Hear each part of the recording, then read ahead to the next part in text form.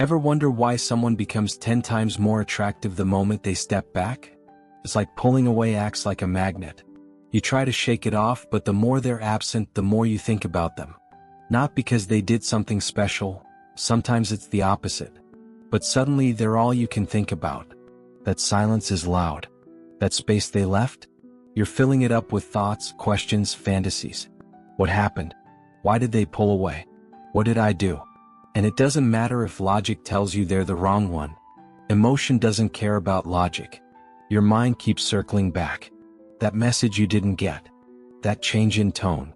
That unanswered text. It hooks you. Even if part of you knows you shouldn't care, you care more. Way more than if they had just stayed consistent. Here's the kicker. This isn't about being weak or needy. It's human nature. There's something buried deep in all of us that reacts when we sense distance, when something we were getting is suddenly withheld. We don't just miss it, we crave it more. You don't chase what's always in front of you. You chase what's fading. The second someone starts pulling away, uncertainty kicks in. And with uncertainty comes curiosity. With curiosity comes emotional investment. Now you're in a loop, analyzing details, replaying conversations, overinterpreting silence. It's psychological quicksand. The more you try to figure it out, the deeper you sink into interest. Even someone you were lukewarm about suddenly seems important. They were a maybe, now they feel like a loss. Because the human brain hates losing. We chase clarity. We want resolution. So when someone detaches, especially without explanation, it sparks the need to understand, to fix it, to bring them back. But here's the twist. It's not really them you're missing. It's how their absence is making you feel. The obsession isn't with the person. It's with the shift. The wound to your ego. The rejection, real or imagined. The sudden break in the script. That's what keeps you hooked. It mimics addiction. And that's exactly how your brain responds. It releases stress hormones, heightens emotional memory, and fixates on the source. Not because they're special, but because they pulled away.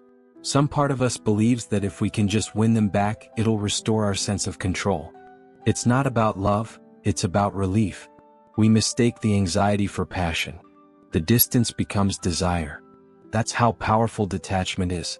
Not because someone pulled a trick, but because that space they left behind gave your mind all the room in the world to obsess, imagine, inflate, and chase a connection that now feels essential, even if it never really was. Think about the last time you wanted something just because it was hard to get. Not because it was better, just because it wasn't available to everyone. Limited edition. Sold out. Hard to find. Suddenly, it becomes gold. You want it more. Your focus sharpens. Your patience stretches. That's the scarcity effect at work. And it doesn't just apply to sneakers or concert tickets. It applies to people. Especially in relationships. When someone is too available, we tend to overlook them. Not always out of malice, just human behavior. Because abundance feels safe. Predictable. And what's predictable doesn't always stir desire. We're wired to chase what requires effort. What feels uncertain. What seems just out of reach. Scarcity tricks the brain into assigning more value. Less access equals higher worth. That's why someone pulling back suddenly seems more appealing. It's not that they've changed. It's that your perception has. They now seem rare. Selective. And deep down you want to be the exception. The one they open up to.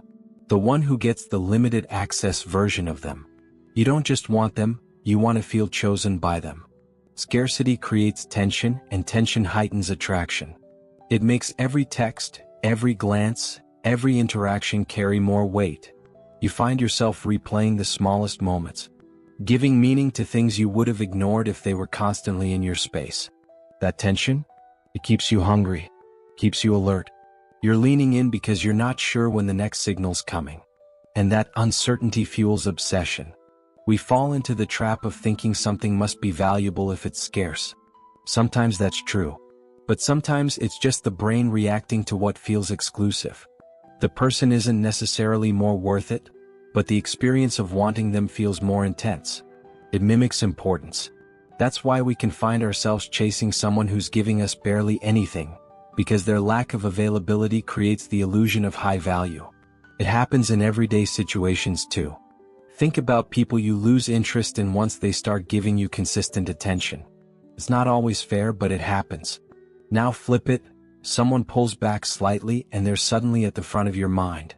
That's not love. It's not even chemistry. It's perception, altered by availability. But remember this, scarcity only works because we're conditioned to associate it with quality. The less we perceive something as ours, the more we want to claim it. Feels like it means more. Like holding it, winning it, proves something. About us. About what we deserve. And that's the trap. Not the person, but what their distance makes you feel about yourself. Scarcity doesn't just make things attractive. It plays right into our insecurities, our competitiveness, our fear of missing out. That's the real game happening beneath the surface. And most of the time, we don't even realize we're playing it. There's a reason you find yourself more drawn to someone when they're unpredictable. It's not a coincidence. It's not weakness. It's your brain chemistry. When someone gives you attention one moment and goes cold the next, your mind starts lighting up. Not in confusion, in craving. That emotional roller coaster isn't random. It's dopamine. And dopamine is the core chemical behind desire. See, the brain doesn't get excited by certainty. Predictability doesn't trigger the same reward response. What really hooks the mind is unpredictability. The maybe. The what if. The occasional reward after a stretch of silence. That pattern, where you're unsure if or when the next response is coming, that's called intermittent reinforcement. And it's incredibly addictive. It's the same system that keeps people glued to slot machines. You pull the lever and sometimes you win. Most times you don't. But the fact that you might keeps you coming back. The possibility creates obsession. It becomes less about what you're receiving and more about the neurological thrill of, maybe this time. And when this plays out in a relationship, the roller coaster becomes emotional, not just psychological. You start to crave the next message. You overanalyze their silence. You become hyper-aware of every reaction, every emoji, every delay. It's not love. It's a dopamine loop. Your brain is searching for the next hit like a drug. And because the rewards are inconsistent, they become stronger. Scarce praise means more than constant attention, even when one is healthier. This is why someone showing up half the time can spark more emotional intensity than someone who's available 24/7. Because the inconsistency plays directly into your mind's addiction circuits. Uncertainty isn't just tolerated, it becomes thrilling. The chase becomes part of the appeal, even when it's causing stress. The body responds too. Heart rate increases. Cortisol builds. You enter a low-grade stress state, heightened alertness, fixed focus, and emotional sensitivity. But because every now and then, you do get connection or validation, your brain equates the chaos with meaning. It thinks, if I care this much, it must be real. Even if real love doesn't leave you guessing. The scary part is how quickly we tie our self-worth to those little crumbs of attention. We wait for them, hope for them, feel rejected without them. All because the intermittent highs make the lows feel worth enduring. You're not crazy for feeling hooked. You're just chemically invested. Once you understand this, it's easier to step back. Easier to question, is this actually chemistry or conditioning? Are they really special?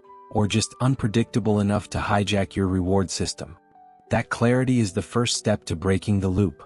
Because attraction built on inconsistency isn't passion. It's a brain stuck chasing its next fix. Some dynamics feel magnetic, but they're actually just familiar dysfunctions playing out. You might think you're falling for someone's strength, their confidence, their independence, but what you're really feeling could be their emotional distance. And for certain people, that distance feels like home. Especially if you have an anxious attachment style. If you've ever felt like you love harder, care more, or always end up chasing, this might hit close. Anxiously attached individuals crave closeness, reassurance, and validation. When met with someone who pulls away or keeps emotions guarded, the anxious partner doesn't back off. They lean in. Not because it's fun, but because it feels necessary. That space doesn't create peace, it creates panic. And panic looks a lot like passion when you're in it.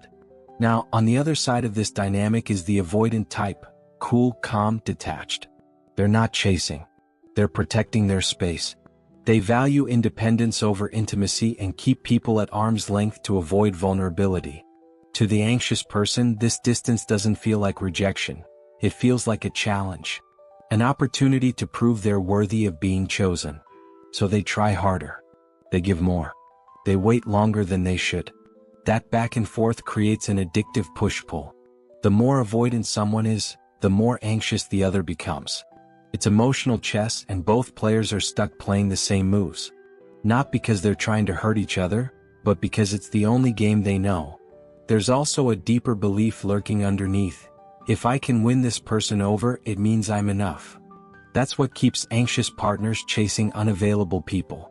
It's not solely love, it's the promise of redemption. Turning someone cold into someone present feels like validation. It says, "See? I'm lovable." But avoidants often mistake anxiety for intensity.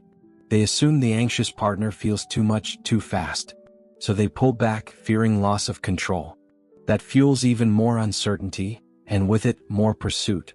Both people reinforce each other's worst fears without meaning to.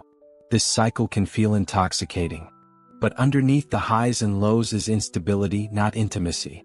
It's not secure love. It's emotional survival disguised as desire. And unless someone steps back to recognize what's actually happening, it becomes a relationship based on triggers, not compatibility. That's why so many end up burned out, wondering how they became obsessed with someone who gave them so little. It's not weakness. It's not desperation. It's attachment wounds trying to find resolution in all the wrong places. What feels like chemistry is often just familiarity on repeat. Once you see this, it becomes easier to step away from people who confuse distancing behavior with depth. Love doesn't have to feel like a battle. Real connection doesn't require a chase. The peace you're looking for begins when you stop confusing avoidance with strength and realize that anxious chasing isn't love. It's a response to someone else's silence. When someone pulls away, your brain doesn't say, "Maybe they're just not interested." It says, "I'm losing something I almost had." That shift triggers panic because now it feels like a loss. Not of love, but of control. And that feeling warps everything. Suddenly the stakes feel sky high. They were an option yesterday, now they feel like the missing piece. But they didn't get more special, you just started to fear you might not get them. This is where cognitive bias takes over. It quietly rewrites your logic without you knowing. One of the biggest offenders? Reactance. The moment your freedom to choose feels threatened, you want that option even more. Think of the classic "you can't have it." Those 4 words instantly make whatever's off limits look incredibly appealing. The same happens emotionally. Pull someone away and they become something you must get back. Then there's the endowment effect. We place higher value on the things we feel are already ours.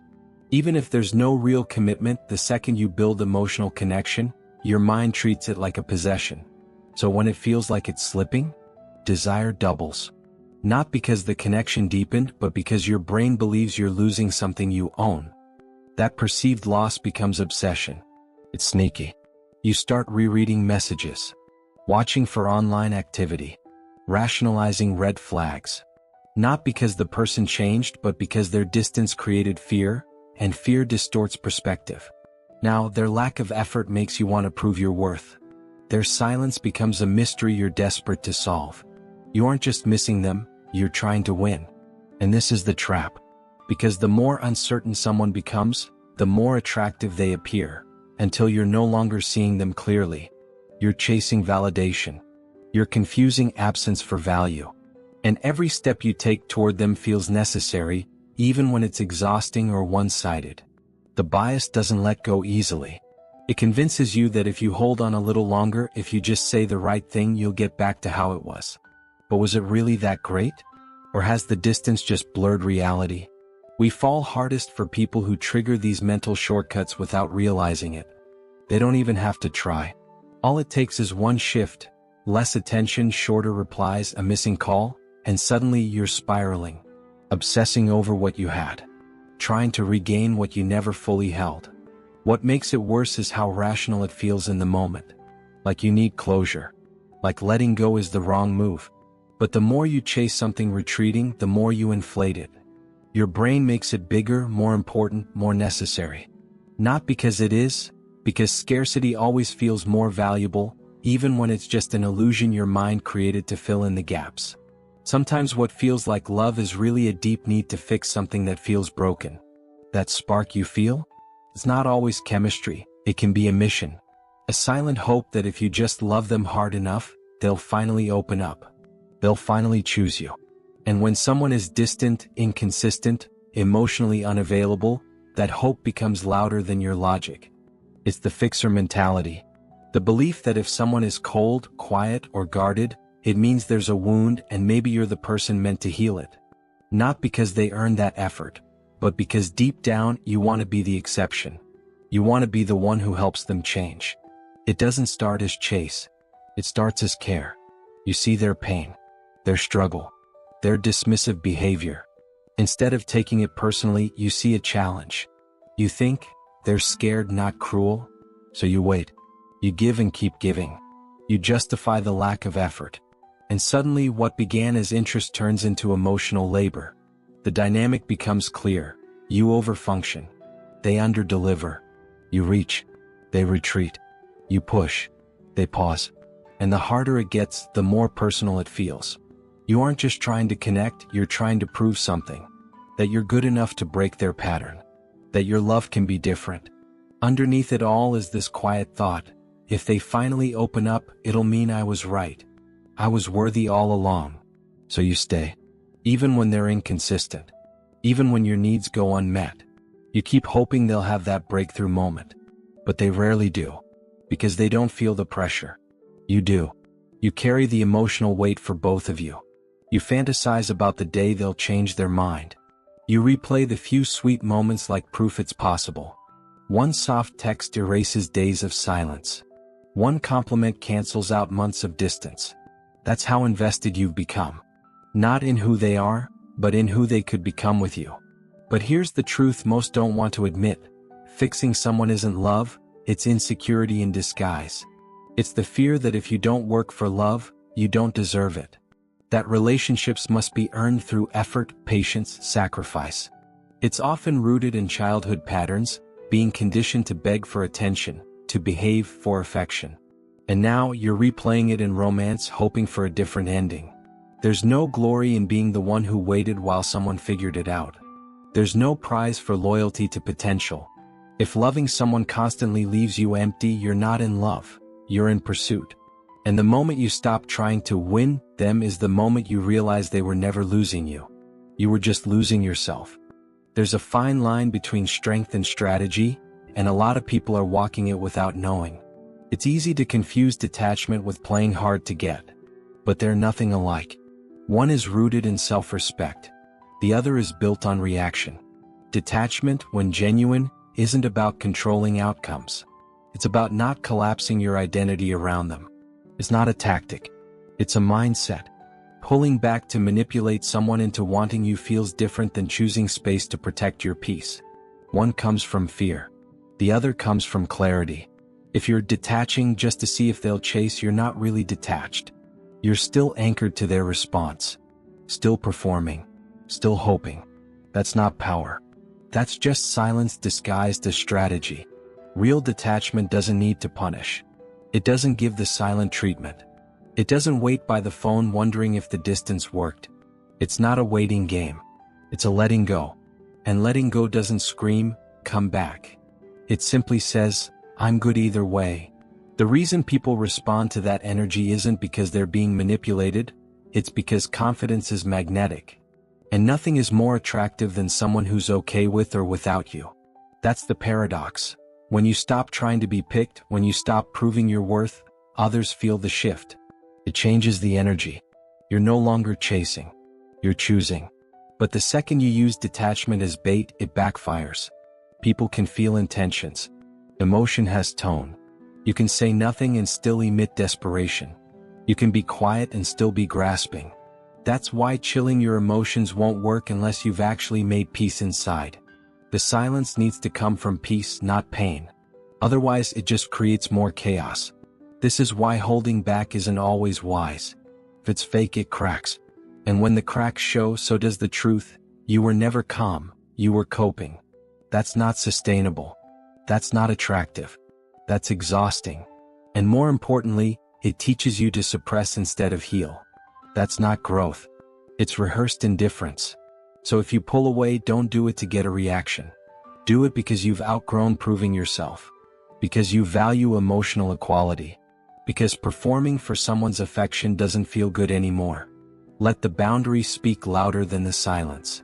Let the absence be rooted in worth, not wounds. Authentic detachment is unbothered, not bitter. It doesn't need revenge, recognition, or reattaching once they finally notice. It stays grounded. It chooses peace, not performance. People come back when you stop waiting. But by the time they do, a stronger version of you has already moved on. And that's the point. Confidence doesn't need to announce itself. It just exists. It's not loud, not flashy. It's calm, centered, and unwavering.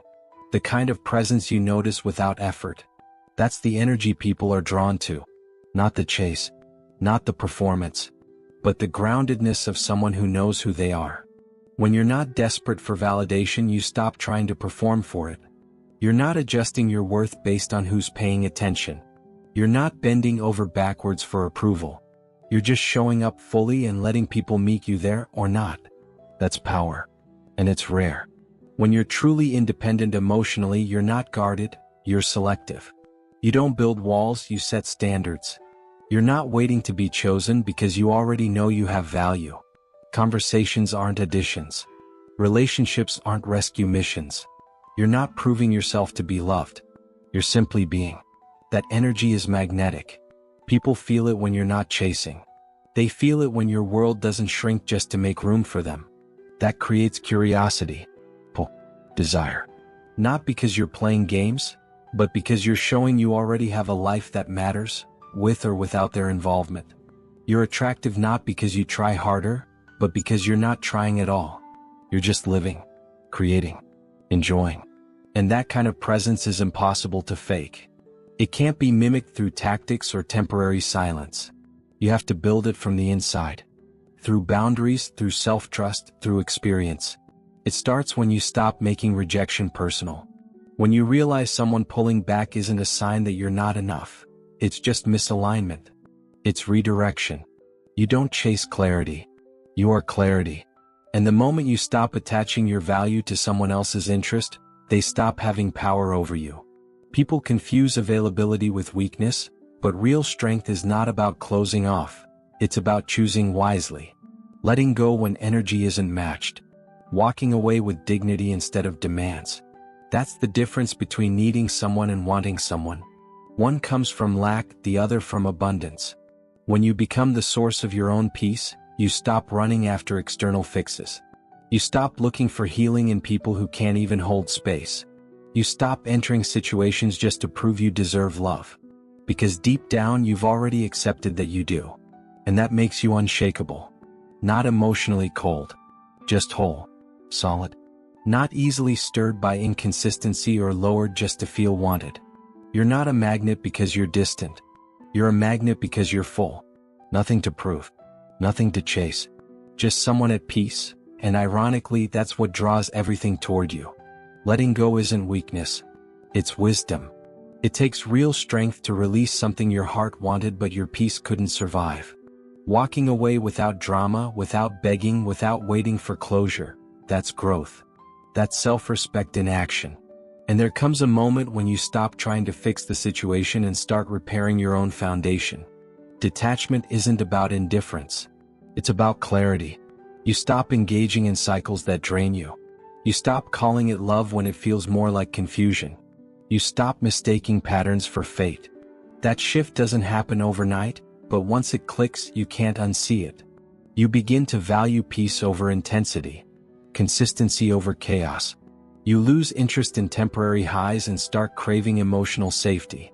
Because the adrenaline of unpredictability might feel exciting for a while, but it always ends in exhaustion. Real connection doesn't leave you constantly questioning your worth. When you detach, it's not giving up hope, it's giving up the illusion. The fantasy that your overinvestment could change someone. The lie that love needs to feel like struggle to be real. You realize no amount of loyalty can change someone who's not ready to meet you halfway. You start choosing alignment. You don't compromise your standards just to be chosen. You no longer tolerate breadcrumbs in the hope of someday getting the whole loaf.